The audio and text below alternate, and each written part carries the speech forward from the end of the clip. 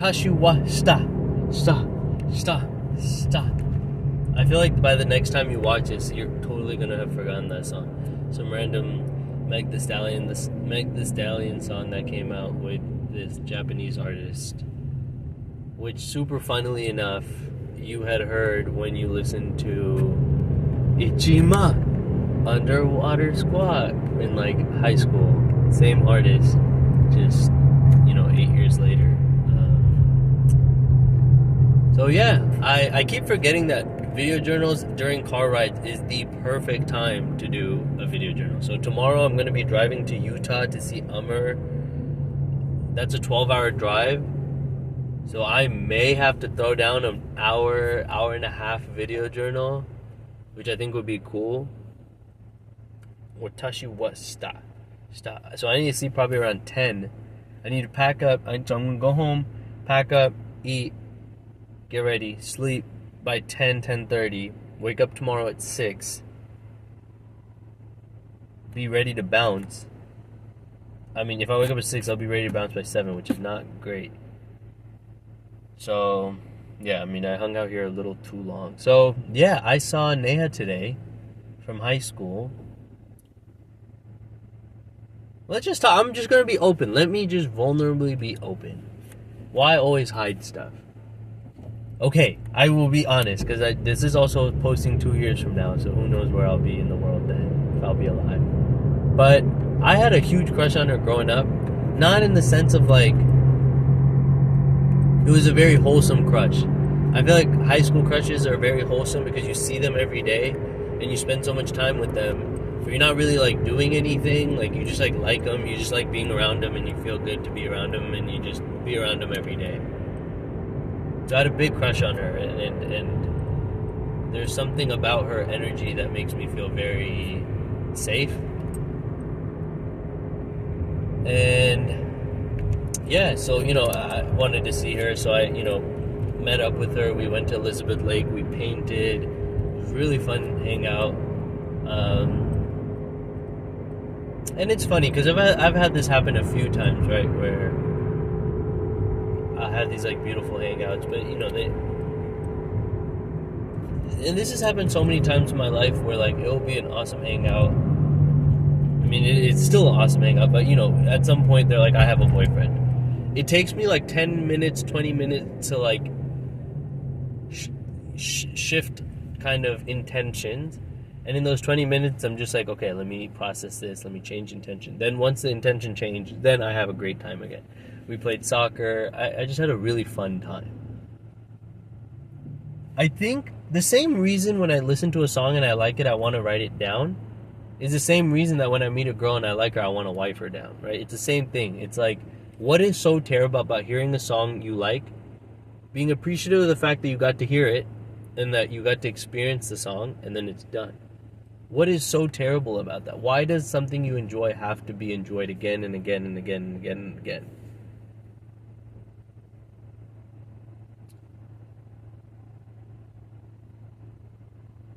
But that's in some ways what the whole point of like a marriage is, right? Like you like a girl, and so you're like, I want to like you forever. I want to enjoy you forever. Like that in some ways that just doesn't make sense to me, because I feel like nothing in the world should be that type of. No, but I think I'm wrong. I think I'm probably going. This is the stuff that I'm going to be looking at in the future and being like, you are wrong here. You don't really know what you're talking about. Which is the sense that like, everything that's built in this world in some ways is built on commitment. People who build libraries don't build libraries for their generation. They build the library for the generations of the people after they're going to die. And the same thing like family structure. So much is built on So here's the thing. If someone is having children for the sake of, if I have children, other people will think I did a good job in my life, then your child is simply a means to an end for your own social kind of survival or thriving. But if you have children purely for the reason that you believe like life is worth it, it is such a beautiful sunset. Fucking hey, the sunset's amazing. Yes, wow. And that is life, man. Mylan mentioned it. Maybe like a beautiful life is a life where the simplest things are beautiful. And it's not in the top, it's actually at the bottom of experiences, the most simple, the mundane, the moon, the sunset, the trees. It's when that's beautiful is when life is beautiful. And so, in that sense,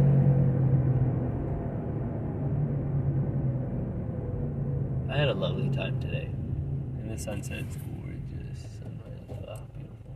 I didn't know my mom liked the moon so much, so it's been cool to be like, I want to look at the moon more. Just a friendly reminder to look more. I guess, like, I'm deeply afraid that if I become content and happy being alone, I have only seen models and examples around me of people who are dissatisfied and discontent, who ended up dating to fill up that void within themselves, and then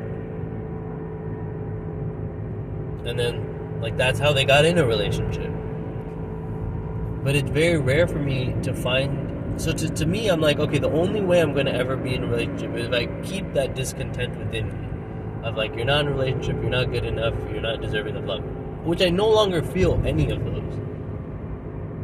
Which is weird. I feel like after the farm, something just changed in my brain. Where I'm like, I'm so capable of providing for I mean, I'm so competent in a way that I did not feel earlier in my life.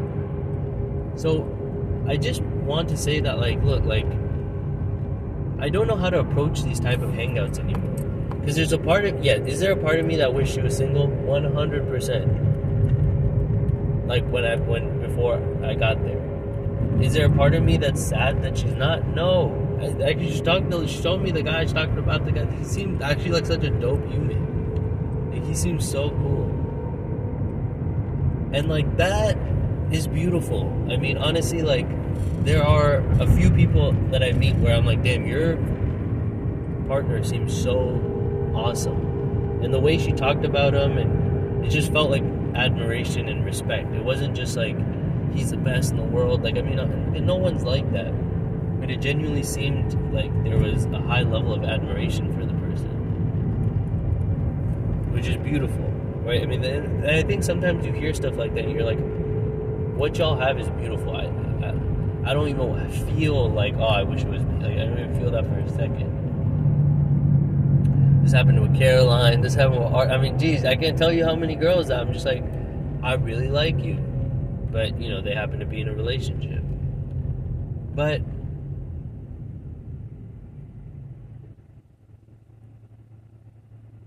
that kind of, so you either experience that, or you like a girl. I haven't had this happen where you like a girl and they just don't like you back.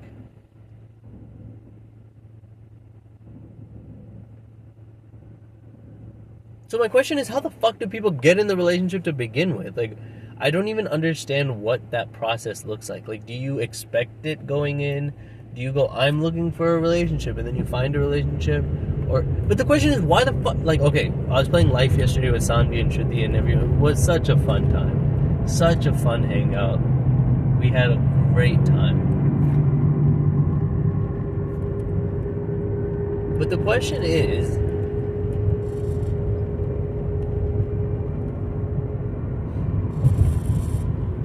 such a lovely hangout. What is so wrong about... The sun is gorgeous. It's so big. The game Life. There's like, okay, you start with college path, career path. You gotta pick the right answer. And then you gotta, have kids. And there's like a path. As if life goes in this linear path. You go to night school, you get a better job. Oh, no, it's...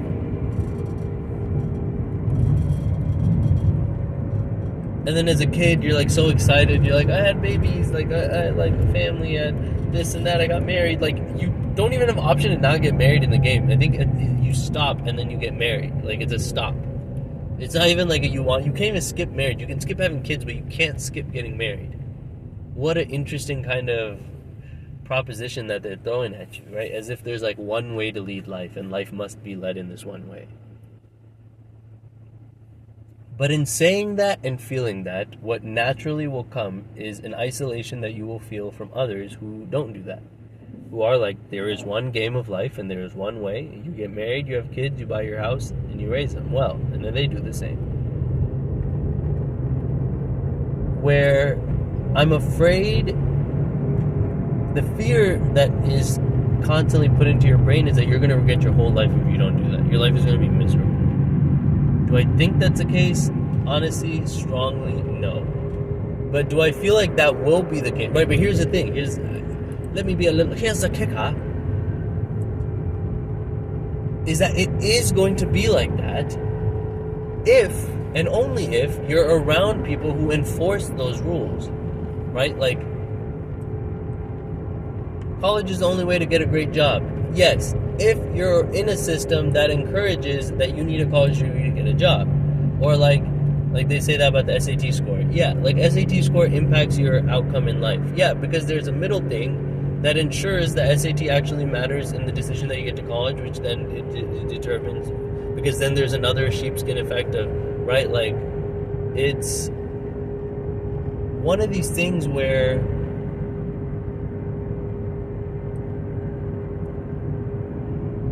it's a beautiful thing. But Bettina loves. Who did we read before Bettina Love? That was a dope book. Weapons of Mass Instruction, where John Taylor Gatto talks about how in every system, inherent in every system, is the methods in which that system will sustain itself.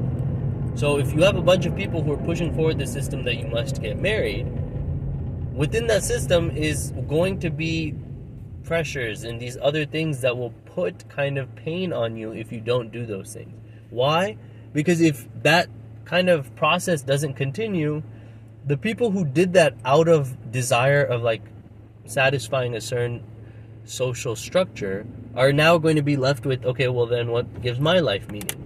If you got married because you felt like it was the right decision, you wanted to get married, you find the benefits of getting married, you have no benefit in pushing that lifestyle on someone else.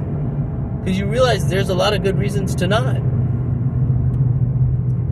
So it's only the people who depend on the systems that they succeeded in to feel successful that are going to be the ones to push that on you. So the question is, who's actually doing any of this pushing? Like, who actually really gives a fuck? That's the other question. I feel like I kind of experience life with this like false sense of like oppressive kind of entity that's like pushing these decisions on you. The reality of the fact is no one gives a fuck about what you do except your parents. And that's the entirety of the quote-unquote oppressive force on you. Your society doesn't give a fuck about what you do. Your friends don't give a fuck about what you do. No one cares whether you get... I mean, people maybe care that you're alive and you're happy, but no one cares whether you get married, whether you buy a house. Nobody cares. I mean, honestly, no one cares. The only two people who care are my parents. Like, other people will say stuff. People in India will say he's not getting married. This and that. People will talk. But at the end of the day, they got nothing better to do. There's only two people who actually, like, feel the stress and the pain of, like, oh, no, he's not married. And that's my parents.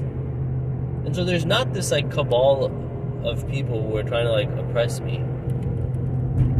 And so I think that's also something to just, like, recognize and be like, all right, you don't need to, like, derive your life out of this feeling that there's, like, this group. I think she texted me. Let's see what she said.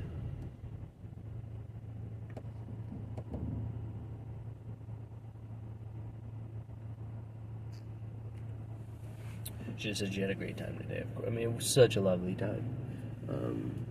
We like met this girl who like asked us for paints, and then she painted this, which is so fire, so fire. And then me and Neha painted this, and we painted another one too, and I gave that one to her. Oh, so cool, dude, so sick. That's like a tree and stuff. But overall, just a lovely, lovely time. So the lesson of this whole kind of thing, what I'm talking about, is like finding deep, deep peace within yourself. I mean, truly, right? Wow, the sunset's so beautiful. to just like appreciate what this experience with your mom was like. I mean, to seriously like appreciate that life, this and that.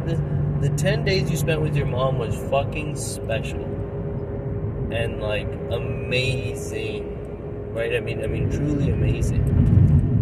That is something that I will hold dear with me till the day I die. I will hold that in my heart. What a lovely time I had with her. And like, my mom's awesome.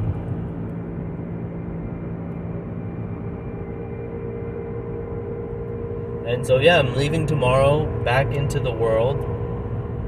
Me and my car. I don't know where life is going to take us. We're going to have to see.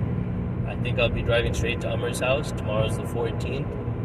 So I'll be there at Umer's place 14th. And then 15th. 14th I'll get there. 15th, 16th. Then I'll leave on the 17th. Drive more on the 18th. Get to Mylands on the 19th.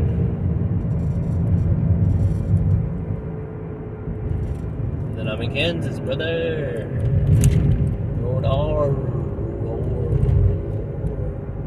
And then, yeah, on the 19th, and then Mylan leaves on the 31st or something. So I'm really only going to spend 10 days with him, or whatever. And I'll probably stay in his house for another 5-6 days. You know, really just get to do my own thing just in Kansas, why not? And then I got to text that woman, I'll probably text her soon, that I probably won't be able to make it to her farm in Alabama. I could go, but... I could, but I think I'm down to kind of lock in one area and just like work. So I'm kind of excited to just like be in Kansas for a while. I like stopped on this light to talk for a few more minutes. Damn, it's about to be 8:30. It's a little late because I'm trying to leave at 6 tomorrow morning, so I want to sleep by 10:30 tonight. But it's gonna be tough because yeah, Neo is right. I'm gonna lose an hour driving that way. So if we leave at 6, it's 11:30. So I'm gonna get there like at 9, but it's just it only gets dark around 8:30, so I would like to get there before then. But we're gonna have to see. I'll record one of these long ones. I think I want to do one just about life. I think something changed in my mind to really appreciate each moment now. I think that trip with my mom, the farm, just like made me like, wow. The last 20 days have been crazy. I mean, truly crazy.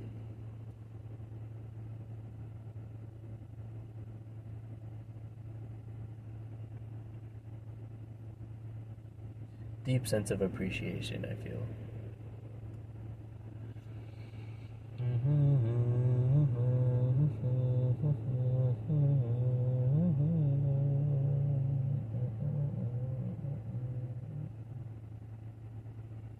There's a lot of pain also in just how the whole Saba, my situation just ended yesterday. Gee, it's just such a mess. Such a super mess, dude. Such a mess. Such a colossal mess, bro. I thought it would have ended well yesterday. She freaking tweaked. She tweaked. She's bad, dude. Such a mess. That chapter of my life is never ending. And because of me, let me go there. Such a mess. But these are all different parts of our life. It's my life. I do what I want to do. It's my life. Whomever I want to. It's my life. Oh, no, no, no, no. It's my life. Whomever I want to talk. It's my life. Wherever I want to walk. It's my life. Whom I wanna love, oh. Hey, what the hell do you think you're doing? Do you know what people are going to say about you? I do, well, people say I am very sentimental. My mother said I am a very good boy. Okay, bye, I love you.